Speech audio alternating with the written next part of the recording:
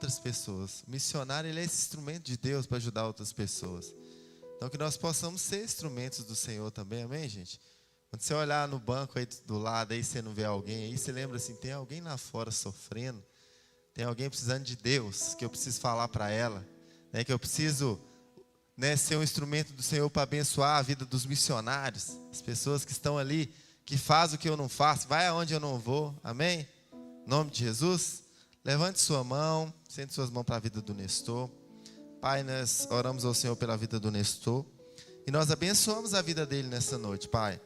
Pai, nós agradecemos ao Senhor pela vida dele, porque ele é essa pessoa, né, que escolheu dedicar ao Senhor o tempo dele, Senhor, ser esse instrumento do Senhor para ganhar almas para o Senhor, né, para alcançar vidas que talvez nós não vamos alcançar, mas o Senhor vai usar ele para alcançar. Pai, que o Senhor possa usar ele, que ele possa transmitir a nós nessa noite, Pai, tudo aquilo que o Senhor tem falado com ele, as experiências, Senhor, que o Senhor tem dado para ele. Que seja, meu Pai, algo maravilhoso para as nossas vidas. Que nós possamos sair daqui abençoados, ó Pai. Guarda a vida dele, guarda a família. Guarda, meu Pai, os caminhos dele. Pai, que nunca falte recursos para ele, Senhor. Para que ele possa proclamar o Teu Evangelho. Pai, que o Senhor sempre envie pessoas para abençoar a vida dele. É que eu te peço e agradeço em nome de Jesus. Amém, gente? Glória a Deus. Pode se assentar no seu lugar, amém? Boa noite, amigos, paz do Senhor. Eu quero fazer uma mudança hoje com vocês. Eu quero pedir, por favor, duas condições. Primeiro, eu vou descer. Eu acho que eu vou tentar levar isso aqui. Se eu não conseguir, eu vou só com a Bíblia. E outra, eu quero pedir para vocês que, se possível, vocês que estão aqui para escutar a palavra, se reúnam somente num desses lados, principalmente aqui, tá com mais gente. Se reúnam somente aqui, para a gente se aproximar mais. Eu quero ficar perto de vocês.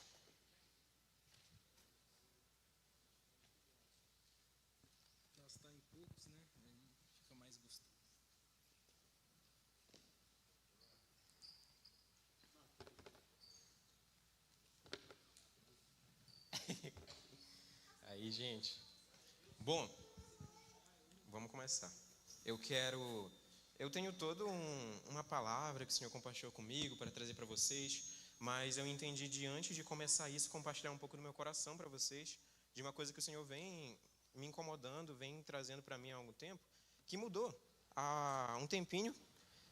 Constantemente na caminhada a gente vai mudando, a gente vai amadurecendo, e eu quero falar para vocês sobre uma experiência que eu tive ao decorrer da minha vida desde convertido.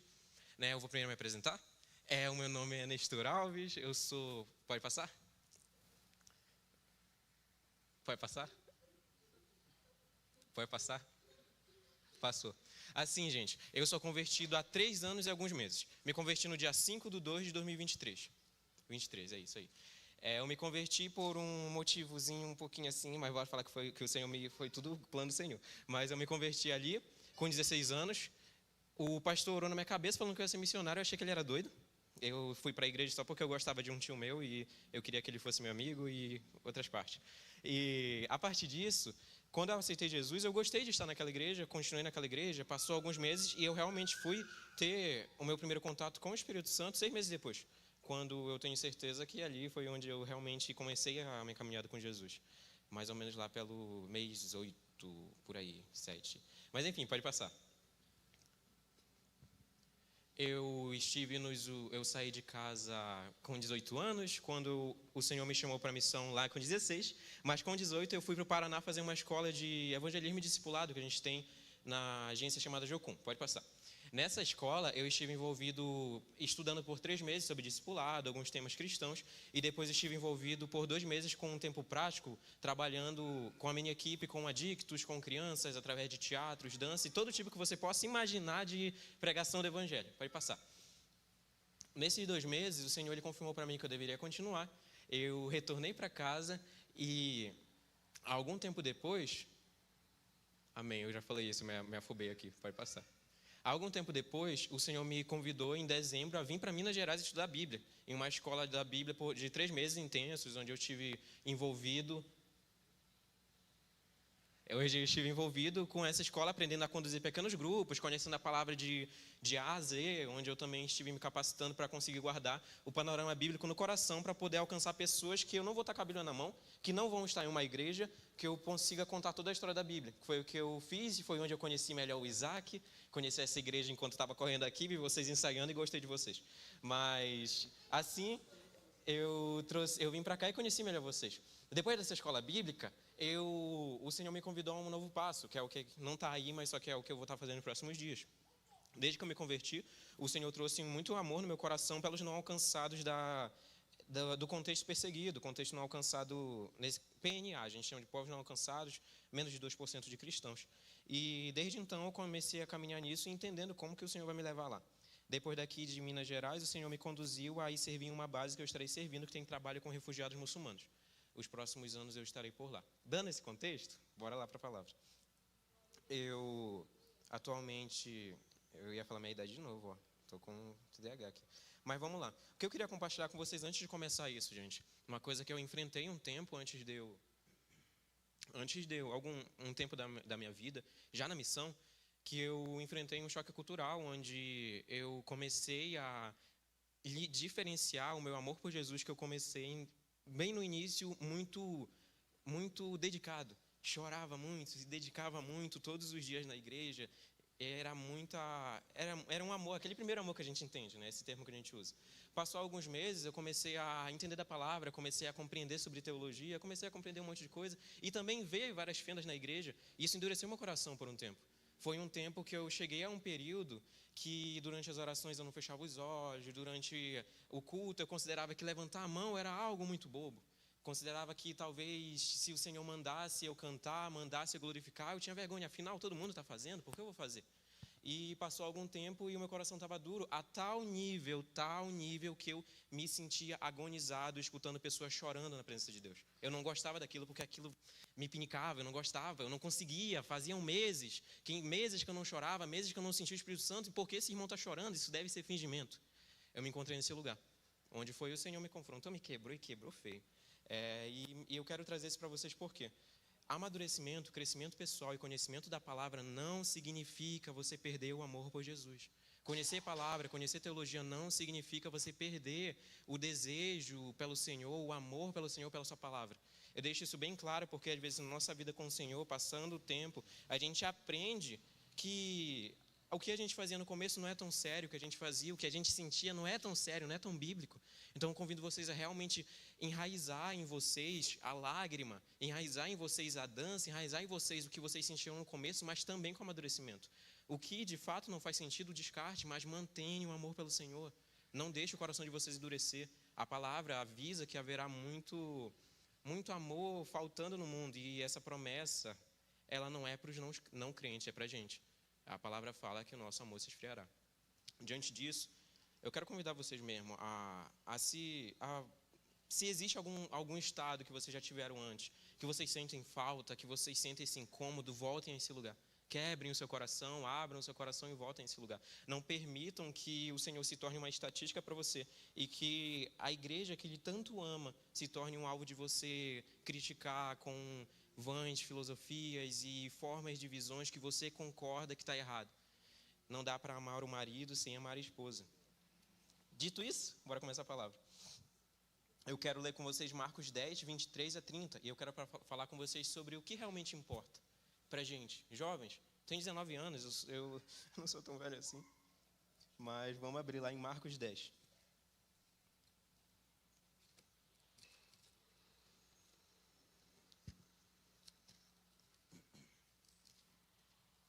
Marcos 10, 23 a 30. Eu estou na versão NAA.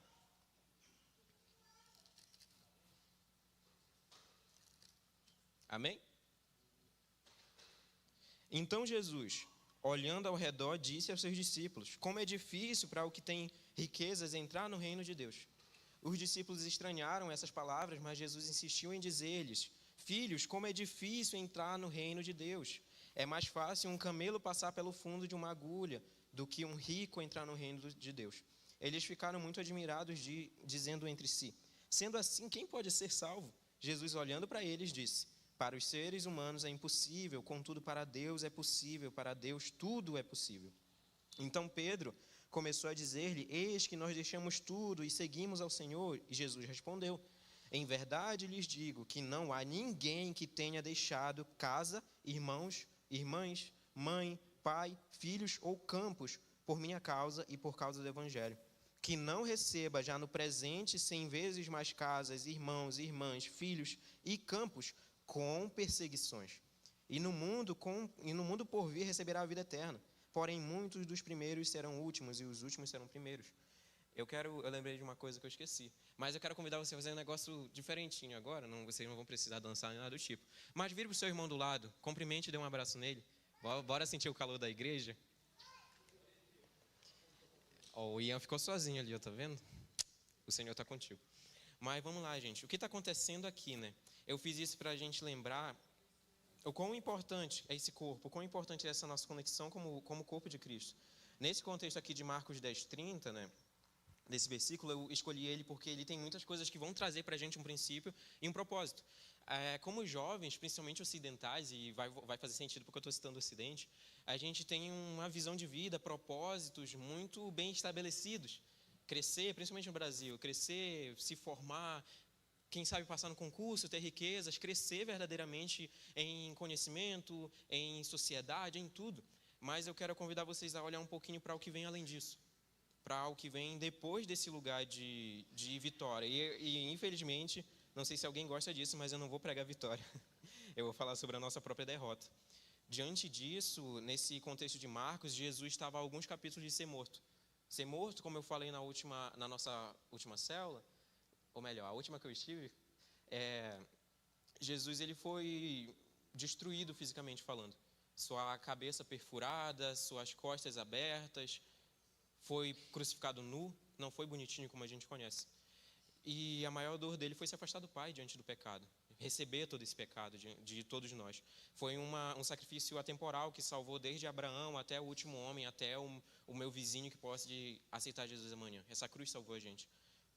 E eu citei esse lugar e eu dei grande ênfase no versículo 39, eu acho, ou 29, que fala sobre vocês receberão 100 vezes mais com perseguição. Por que eu estou falando perseguição? Não estou falando que vai chegar aqui a SWAT e atirar na gente, quem sabe? Mas eu estou falando para vocês que existe um lugar de separação da gente. Amigos, quando a gente olha para Jesus, quando a gente olha para a obra dele, a gente olha para realmente o que vai nos importar nessa vida, né? O que vai nos puxar, o que vai acontecer. E o interessante desse capítulo aqui é que um pouco atrás, eu li sem contexto com essa intenção. Um pouco atrás acontece a história do jovem rico, que é um jovem que, ironicamente, cumpria todos os mandamentos, todos. A palavra fala que Jesus amava ele quando olhava, mas quando foi convidado a dar essas riquezas para o seu próximo, para vender aquilo e seguir Jesus, ele ficou triste e se retirou. E eu peguei essa passagem aqui exatamente para falar sobre riquezas, falar sobre propósitos, né? Onde hoje em dia a nossa juventude muitas vezes está focada em lugares como riqueza, vitória, relacionamentos. Tudo isso é importante. Somos convidados a ter família, somos convidados a partilhar dessa comunhão verdadeira, mas eu quero voltar nossos olhos para a eternidade, voltar nossos olhos para essa missão que é fazer Jesus conhecido. Existem caminhadas na nossa vida que vão tirar os nossos olhos de Jesus. E eu quero realmente trazer para vocês esse questionamento. Não seja um jovem rico. Não seja esse jovem que, diante de todos os mandamentos, cumprindo tudo isso, escolheu conscientemente não obedecer o Senhor, não seguir o Senhor. E porque eu entendo que o Senhor me trouxe isso no coração, é que todo esse capítulo ele fala uma coisa irônica. A gente vê se repetindo a história, de pessoas querendo mais vitória. Olha o que acontece. Primeiro, o começo do capítulo, o Senhor está falando sobre divórcio, passa um período, ele está falando sobre o perigo das riquezas, passa um pouco. Depois disso, logo em seguida, no versículo 35, adiante, acontece de Tiago e João, 2 discípulos, filhos de Zebedeu, pedirem para Jesus, chegarem nele e falar: Jesus, o Senhor vai ser rei, né? Por acaso a gente pode sentar do teu lado, na tua direita, na tua esquerda, diante do teu trono? E Jesus faz o questionamento, fala: vocês dão conta de tomar do cálice que eu vou tomar? E esse cálice era a crucificação. E aí eles falam: não, a gente vai tomar, a gente vai dar conta. E Jesus fala assim: seguinte, vocês podem até tomar, mas quem decide isso é o Senhor. Passa algum tempo, e eu coloquei um adendo muito legal aqui para trazer para vocês. eles realmente tomaram. João, no final da sua vida, sobreviveu a óleo fervente e morreu de velhice em Éfeso. Ele foi um dos maiores líderes da igreja que sustentou a igreja contra várias heresias. E Tiago, por último, ele tomou do cálice muito mais cedo. Ele foi decapitado, foi o primeiro mártir. Foi decapitado à espada por ordem do rei Herodes, lá foi no período de Atos. Mas ele também foi importante porque o mártir dele motivou toda a igreja a continuar firme. Por que eu estou citando isso? Porque o cálice de Jesus nem sempre vai ser vitória. O cálice de Jesus nem sempre vai ser um carro novo. O cálice de Jesus nem sempre vai ser uma roupa boa. O cálice de Jesus às vezes vai ser uma luta, né? E convidar Jesus mesmo para a nossa vida integralmente é importante para a gente continuar firme. Todos os jovens aqui, que eu diria que têm mais ou menos a minha idade, eu quero convidar vocês a olhar para onde a gente está olhando. Qual é o seu objetivo? Por onde você tem andado? Para o que você tem estudado? O que você tem escolhido? Realmente, amigos. E faz um adendo importante. A princípio, o meu objetivo não era se tornar missionário. O Senhor me puxou pelo cabelo, assim. Mas, amigos, eu quero realmente trazer isso para vocês, porque missionário não somente fica em uma base missionária. Missionário não somente fica em um país perseguido, mas missionário é aquele que alcança o vizinho, é aquele que alcança a sua escola, e existe esse peso de responsabilidade sobre nós, esse peso de responsabilidade sobre o perdido no seu lado, o perdido que muitas vezes está na base missionária, o perdido que muitas vezes está na sua escola, existe essa responsabilidade. A antiga igreja, quando nasceu, depois da perseguição de Jesus, foi uma igreja marcada por morte, mártir e tudo isso, mas foi uma igreja marcada principalmente por crescimento e por continuidade. A gente vê, principalmente na nossa geração, esse vício em começar e não terminar, em fazer e não concluir aquilo, em começar com Jesus e não terminar, começar a leitura anual e não terminar a leitura anual. É a nossa realidade. Muitas vezes eu também enfrento isso, mas eu puxei toda essa história porque Jesus ele dá um questionamento no final dessa história. Depois de Tiago e João brigarem com o restante dos discípulos, acontece o seguinte. Vou puxar aqui para vocês.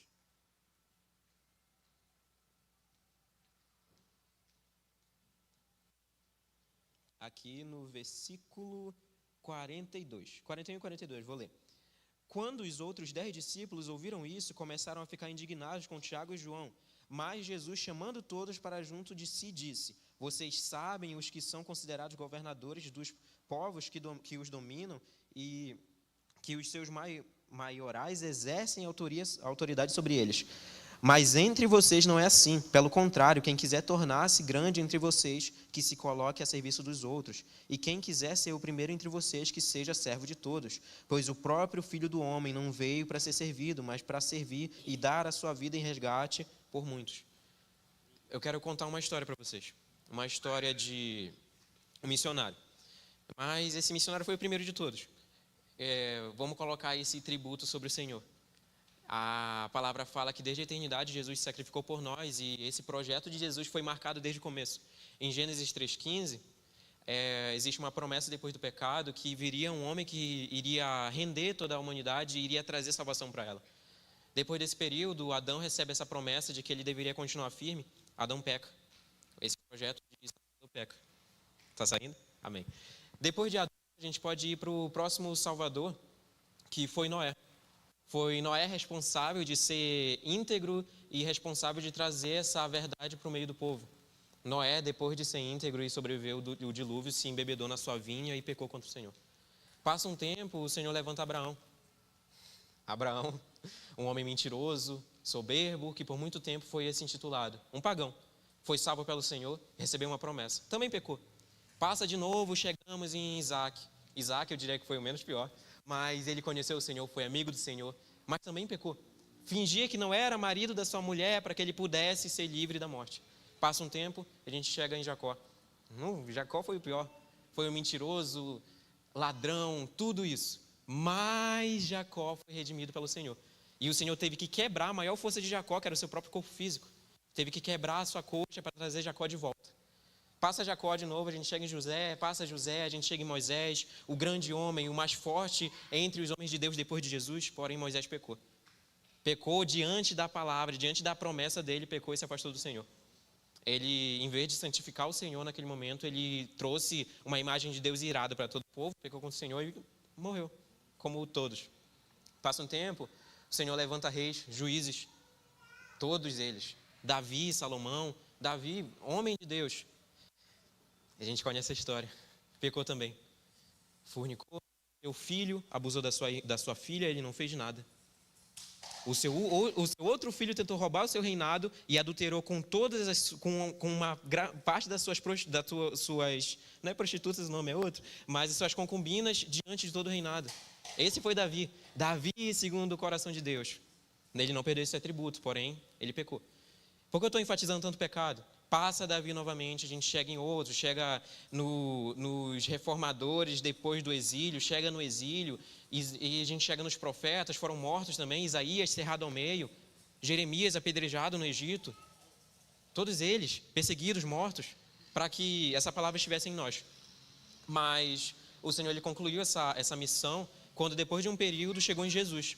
Jesus que fez a promessa, fez a missão que foi dada para Adão, para Noé, para Israel, para Davi, para Salomão, para Arão, para Moisés, para todos esses foi dada uma missão. Sejam santos como eu sou santo. Só uma. Para mim foi dada essa missão e eu não consegui. Para todos nós. Até que veio Jesus e cumpriu essa missão com uma condição, ele não pecou. Mas ele foi tentado em tudo. E se a palavra fala que é tudo, é tudo. Desde contextos que você veio de agressão, contextos de abuso, ele pode não ter passado, mas ele entende. Essa é a responsabilidade de Jesus, é entender, pregar, encher com o Espírito Santo. E essa missão em família, que começou em Deus, passou para Jesus e foi enviado o Espírito Santo, continua na gente. Continua na gente porque, amigos, por muito tempo eu entendi que a gente pode moldar o coração de Deus e fazer Ele amar a gente mais. Porque se eu gasto minha vida, porque se eu gasto 2 horas de devocional, 3 horas de devocional e eu oro por horas, o Senhor me ama mais, quando na verdade esse amor estático, por assim dizer, não muda. Não aumenta, não diminui. Se você peca, não diminui. Se você acerta, não aumenta. Esse amor é estático, ele é verdadeiro. Por que eu estou falando tudo isso? Não é porque esse amor é estático que a gente vai desistir do Senhor. Não é porque esse amor é estático que a gente vai acostumar com o que é normal para o mundo. A gente usa muito esse crentez para falar, não se perca no mundo, quando na verdade se você não dá conta de ir para uma faculdade federal sem se perder, quem será que está fraco? Se eu não dou conta de chegar num lugar de perdidos e me perco, quem que está fraco? Amigos, num contexto de início de igreja, entre quando o normal era você no mínimo ser esfolado vivo, e eu não estou falando que a gente precisa passar por isso, o Senhor proveu a liberdade do Ocidente. Por isso que eu citei o Ocidente. Vamos chegar nessa verdade. Eu quero convidar vocês a enxergar o que realmente vale a pena.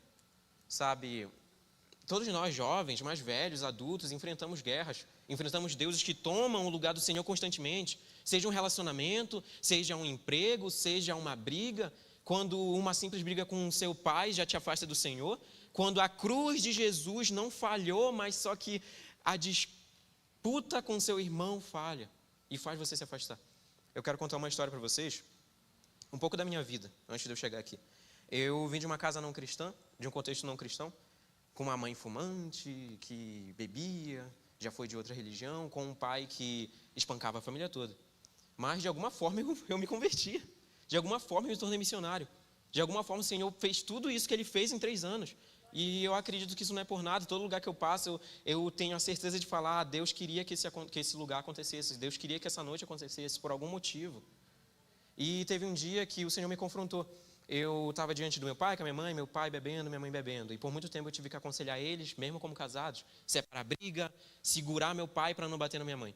Até o momento que no aniversário deles, de casados, eu acho, minha mãe passou chorando pro quarto, meu pai estava brigando com ela, e eu sentei, e mesmo ele estando bêbado, eu mandei ele sentar e comecei a jogar na cara dele quanto que ele era um pai horrível.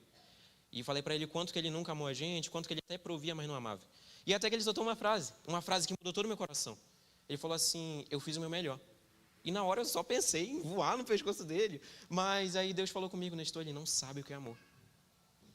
Ele não sabe o que é amor. Você pode até saber, mas ele não sabe o que é perdão, ele não sabe o que é amor. O que você vai fazer? Você vai continuar humilhando ele? E naquela hora eu só sentei e dei um abraço nele e passei o resto da noite pensando naquilo. Por que eu estou falando isso? Porque existe uma responsabilidade diante de nós de conhecer Jesus. Nós cantamos, quero conhecer Jesus, nós cantamos que vamos entregar tudo diante do altar, mas onde está isso na prática? Quando a gente olha para Romanos 12, a metanoia é mudança de atitude, não é mudança de choro, não é mudança de cair no chão. Se o Espírito Santo te move a falar em línguas, mas não move a mudar, que Espírito Santo é esse que eu não conheço? Eu não conheço. Amigos, eu nem estou seguindo a linha que eu estava seguindo, não sei por que o Senhor está trazendo isso. Mas, e continuando um pouco disso, eu quero realmente olhar para essa realidade de que eu não romantizo a perseguição, eu não romantizo a igreja perseguida, mas olhar para a realidade de nossos irmãos no Oriente é importante para perceber quanto que o Senhor tem sido bom para a gente. Quanto que o Senhor tem sido bom provendo liberdade, provendo emprego, provendo vida. Enquanto a gente luta para ver quem tem a roupa melhor, em lugares diferentes, a mulher luta para poder estudar. Enquanto na região, principalmente perseguida, é proibido você sair de casa, é proibido cultuar, é proibido você determinar que você é cristão. Então, eu quero realmente trazer para a gente, aproveitem essa liberdade, aproveitem o amor de Jesus, aproveitem o que está disponível aqui, essa Bíblia com dezenas de autores, essa Bíblia que atravessou continentes, diante disso sofreu e foi lavada por sangue. No Coliseu foi lavada por sangue, em Roma foi lavada por sangue, no Brasil os protestantes foram perseguidos pelos católicos também, assim como protestantes também perseguiram católicos, sempre existiu sangue nisso aqui. E hoje em dia a gente negocia porque, será que eu fiz um devocional de 1 hora? Será que eu consigo? Será que eu dou conta? Amigos, que o Senhor arranque de nós o que toma o lugar dele. Seja sua namorada, seja seu namorado, seja sua roupa, eu não sei, que o Senhor arranque. Novamente, não existe romantização na dor, mas eu quero trazer vocês para olhar o que o outro lado do mundo enfrenta nessa missão de Deus. O Senhor não chamou a gente, não salvou a gente para a gente ficar salvo e quieto. Ele salvou a gente com o intuito desse negócio, dessa salvação, trazer salvação para os outros. Eu anotei João 17:3-4, não precisa abrir, vou ler rápido, que diz assim: e a vida eterna é essa, que conheçam a Ti, o único Deus verdadeiro, e a Jesus Cristo, a quem enviaste. Eu te glorifiquei na terra, realizando a obra que me deste para fazer. Em conjunto com isso, eu também salvei 1 Coríntios 3:8-13, onde a igreja estava brigando por divisão de Paulo, divisão de Apolo, brigando porque existia promiscuidade, e judeu brigando com tal pessoa, e Paulo lhe fala sobre o dom do amor ser mais importante. O amor jamais acaba, havendo profecias desaparecerão, havendo línguas cessarão, havendo ciência passará, pois o nosso conhecimento é incompleto e a nossa profecia é incompleta, mas quando vier o que é completo, então o que é incompleto será aniquilado. Quando eu era menino, falava como menino, sentia como menino, pensava como menino. Quando cheguei a ser homem, desisti das coisas dos próprios meninos, alguma coisa assim. Porque agora vemos num espelho, de forma obscura, depois veremos face a face. Agora meu conhecimento é incompleto, depois conhecerei como também sou conhecido. Agora, pois, permaneçam na fé e a esperança e o amor. Esses três, porém, o amor deles é o maior. Eu quero convidar vocês a entregar para o Senhor verdadeiramente o que vocês têm feito. O seu dia, o seu trabalho, o seu senso de vida. Não estou falando para você largar tudo e sair por aí falando o Senhor vai arrancar tudo de mim. Não. Novamente, o Senhor foi proposital em livrar a gente do que as outras igrejas enfrentam. Mas eu quero convidar vocês a trazer Jesus para esse lugar. A sua faculdade revela Jesus? Você está movendo o reino ali? Mas primeiro, antes de mover o reino, mova primeiro o seu coração. Porque não adianta você mover toda a sua faculdade, todo o seu bairro se você está perdido. Não adianta você mover se a sua identidade não está no Senhor. Amigos, não, já passou o tempo que usar terno, que cortar o cabelo curto é coisa do Senhor. Já passou o tempo que carregar uma Bíblia debaixo do braço é coisa do Senhor. Qualquer um faz isso. Qualquer um faz isso. Passou o tempo que vir para a igreja é coisa que te determina crente. Qualquer um faz isso. Amigos, às vezes seu campo não vai ser como o meu. Mas seu campo vai ser a pessoa do lado, vai ser o vizinho, vai ser o outro. Sabe, eu conheci uma vez um homem chamado Rodrigo, que eu encontrei ele sendo vaiado por algumas senhoras católicas no interior. A ênfase não é católico, tá? Não, nada contra. Mas uma vez eu encontrei um senhor sendo vaiado num supermercado no interior do Paraná. Ele estava fumando maconha. Ele estava, assim, tomando tudo que podia tomar. E eu sentei do lado dele e senti um grande incômodo de conversar com ele.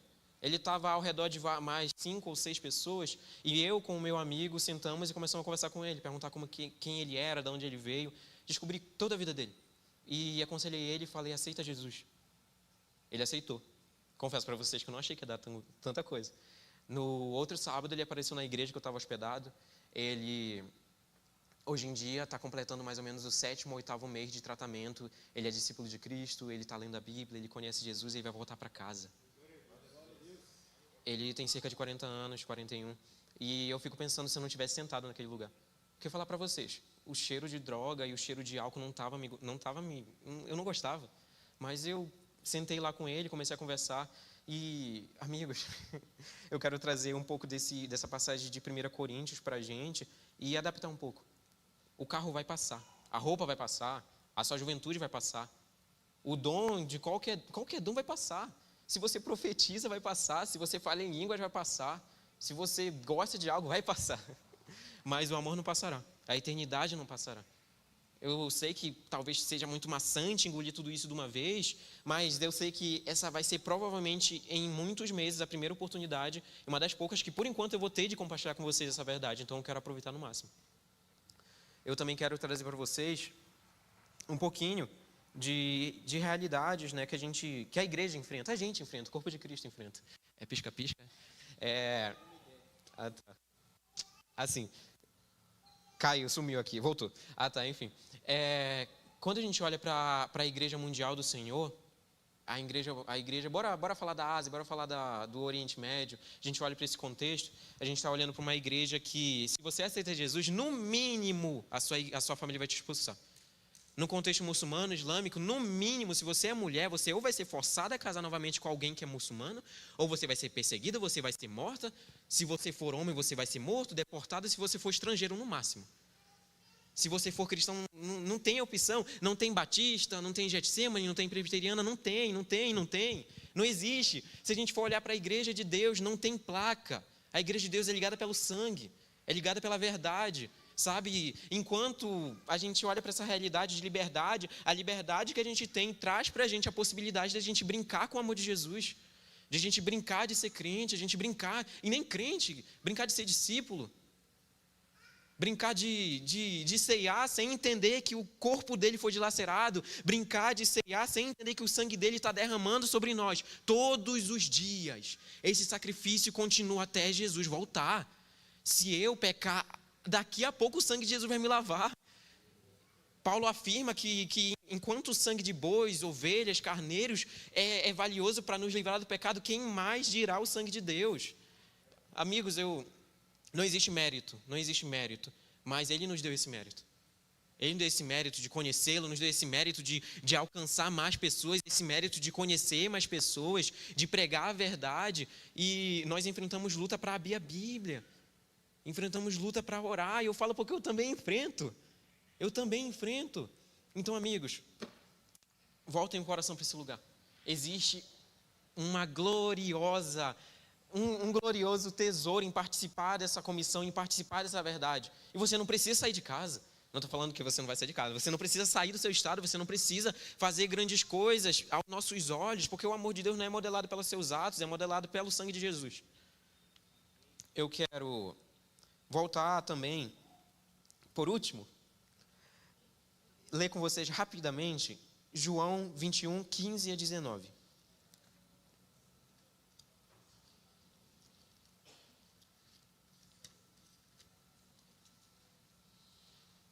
Amém?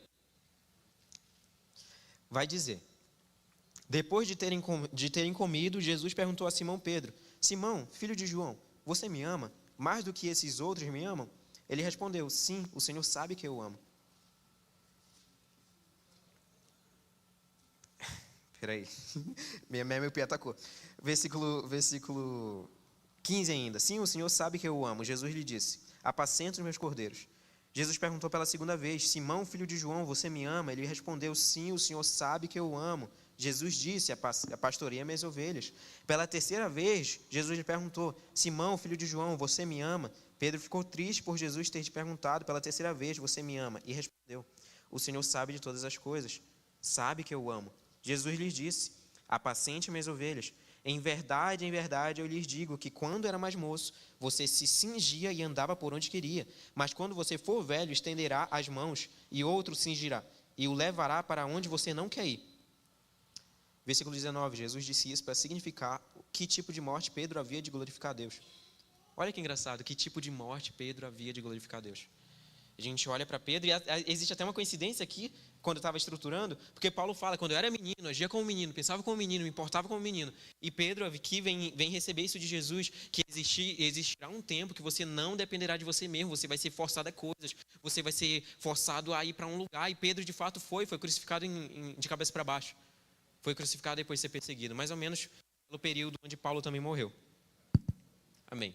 E eu quero trazer isso para vocês porque, amigos, se você tem buscado Jesus para passar num concurso, você não vai passar, porque o Jesus não está aqui para isso.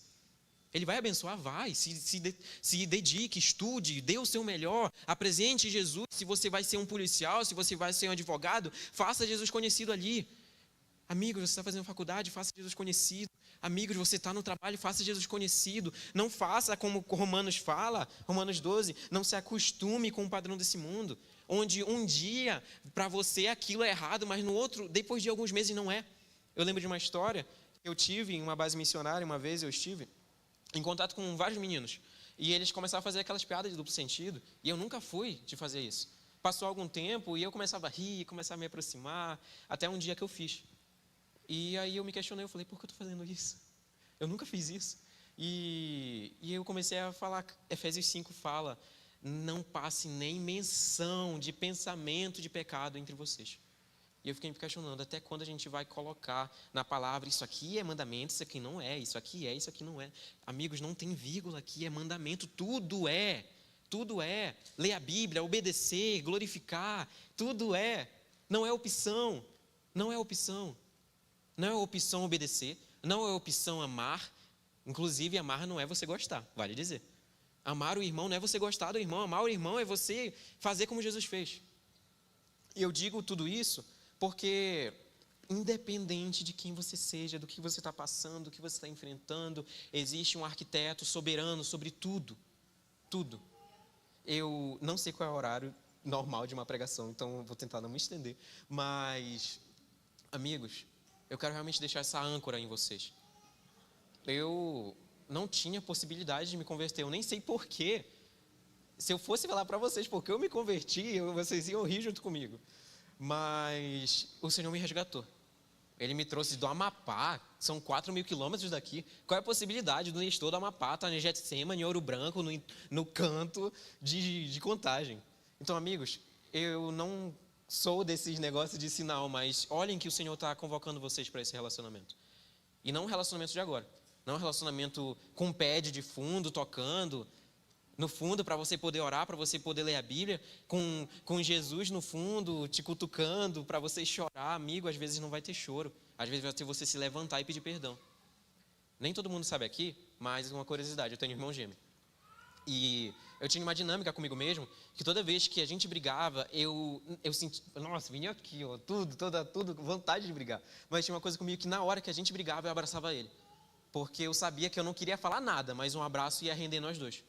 E existe essa responsabilidade. Talvez a gente não vá enfrentar islâmicos entrando na porta e atirando na gente, mas você vai enfrentar a dificuldade de amar a igreja, de amar o seu pastor, que você pode até não concordar com ele, mas tem gasto a vida por você. Você pode até não concordar com o líder, mas tem gastado os dias para fazer você estar aqui. Convide mais, isso não é um clichê. Convide mais não porque você tem que fazer, mas porque existe sangue nas suas mãos. Existe sangue nas suas mãos. Sangue do seu vizinho, sangue do seu tio, sangue da sua tia, eu não sei, existe sangue. E esse sangue será visto pelo Senhor no final. Volte nossos olhos para Jesus. E não é idade, não é leitura da Bíblia. E recentemente eu fiz uma leitura completa da Bíblia e eu posso garantir para vocês, isso não mudou nada nos meus pecados. Não estou falando que a Bíblia não muda, não, calma aí, não me apedrejem. Mas eu estou falando que você completar uma leitura anual e você não praticar, você não mudar o seu coração, não adianta nada. Não ofertamos porque queremos aparecer. Eu esqueci como conjuga. Mas nós não congregamos por condição social. Eu quero realmente, mesmo sem perseguição, convidar vocês. Não brinquem de ser crentes, não brinquem de estar aqui. Não brinquem de conhecer Jesus, não brinquem de adorar o Senhor, não brinquem de perder Ele dos seus olhos, não brinquem com Jesus quando o maior inimigo dele, o pecado, que o matou e colocou na cruz, muitas vezes está no meio da nossa casa, está no meio dos nossos atos, porque a gente é orgulhoso demais para ler Salmos 126 e falar: nada me separará do amor de Deus, quanto há mais alto, mais fundo, nada separará. Mas a discussão com o irmão separa. Mas a preguiça separa. Minha percepção não era seguir tanto esse caminho da exortação. Mas, amigos, amem o Senhor de todo o coração. Porque a eternidade é eterna. E aqui, eu vou morrer com os 80 anos. Mas o que eu estou plantando eternamente? Quem sabe se eu chegar nos 80? Não vale. Esse mundo não vale em comparação com o Senhor. Amém? Quero que vocês meditem nisso, guardem o coração de vocês. Eu não sou brabo, tá? Eu não sou brabo. Mas guardem o coração de vocês no Senhor. Nunca percam esse coração. Amem o Senhor de todo o coração, amem a sua palavra de todo o coração. Lembrem o que Ele fez por vocês.